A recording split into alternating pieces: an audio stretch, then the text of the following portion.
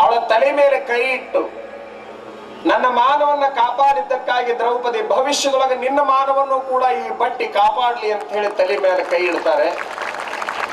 ಭವಿಷ್ಯದೊಳಗೆ ದುರ್ಯೋಧನ ದುಶ್ಯಾಸನರಂತ ಧೂರ್ತರು ದುಷ್ಟರು ಸಭೆಯಲ್ಲಿ ಸೀರೆಯನ್ನ ಜಗ್ಗತಾ ಇರಬೇಕಾದ್ರೆ ಆ ಸೀರೆ ಅಕ್ಷಾಯಾಂಬರವಾಯಿತು. ಮಹರ್ಷಿಗಳ ಆಶೀರ್ವಾದ, ಕೊಟ್ಟಿದ್ದು ಸೆರಗು, ಹುಟ್ಟಿದ್ದು ಅಕ್ಷಾಯಾಂಬರ. ಕೊಟ್ಟಿದ್ದು ಸೆರಗು, ಹುಟ್ಟಿದ್ದು ಅಕ್ಷಾಯಾಂಬರ.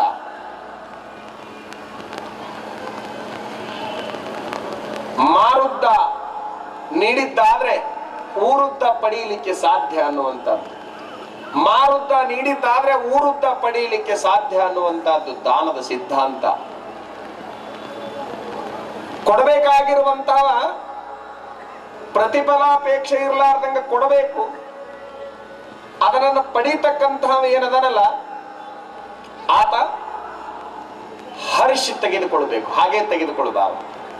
ತುಂಬ ಹೃದಯದಿಂದ ದೊಡ್ಡ ಗುಣದಿಂದ ಹರಿಸಿ ಅದನ್ನ ತೆಗೆದುಕೊಳ್ಬೇಕು. ಒಮ್ಮೆ ಕೊಡಬೇಕು ಅಂತ ಮನಸ್ಸು ಬಂದಾಗ ಮತ್ತೊಂದು ವಿಚಾರ ಮಾಡುವಂತಿಲ್ಲ. ಕ್ಷೌರವನ್ನ ಮಾಡಿಸಿಕೊಳ್ಳಿಕ್ಕೆ ಕುಂತಿರುವಂತಹ ಕರ್ಣನ ಹತ್ತಿರ ಬ್ರಾಹ್ಮಣನೋರ್ವ ಭಿಕ್ಷೆಗೆ ಬಂದು ಭಿಕ್ಷಾಂದೇಹಿ ಅಂತಂದಾಕ್ಷಣನೆ ಮಹಾರಾಜ ಸಾಕಷ್ಟಿದ್ದಾವ ಬೆಳ್ಳಿ ತಂಬಿಗೆಯಲ್ಲಿ ನೀರನ್ನ ಇಟ್ಕೊಂಡು ಕುಂತಿದ್ದ ಕ್ಷೌರ ಮಾಡಿಸಿಕೊಳ್ಳುವ ಸಲುವಾಗಿ. ಆ ಎಡಗೈಯನ್ನ ಮ್ಯಾಲ ಇಟ್ಕೊಂಡು ಕುಂತಿದ್ದ ಬೆಳ್ಳಿ ತಂಬಿಗೆ ಮೇಲೆ. ಭಿಕ್ಷಾಂದೇಹಿ ಅಂದ ಕೂಡಲೇ ಈಗ ಕೈ ಎತ್ತಿ ತಗೋ ಮಹಾಪ್ರಭು, ಬೆಳಿಗ್ಗೆ ಬೆಳಿಗ್ಗೆ ಅದು ನನ್ನಂತಹ ಬ್ರಾಹ್ಮಣನಿಗೆ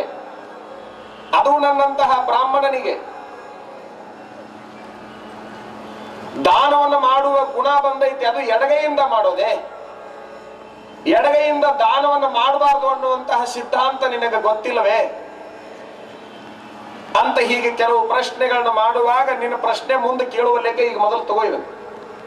ಈಗ ಮೊದಲು ತಗೋ, ಅದನ್ನ ನಿಂದ ಮಾಡಿಕೊಂಡು ಆಮೇಲೆ ನೀ ಏನ್ ಕೇಳ್ತಿ ಕೇಳು, ಅದಕ್ಕೆ ಉತ್ತರ ಹೇಳ್ತೀನಿ. ಇಲ್ಲ, ಉತ್ತರವನ್ನ ಕೊಟ್ಟ ಮೇಲೇನೆ ನನಗದು ಬೇಕು.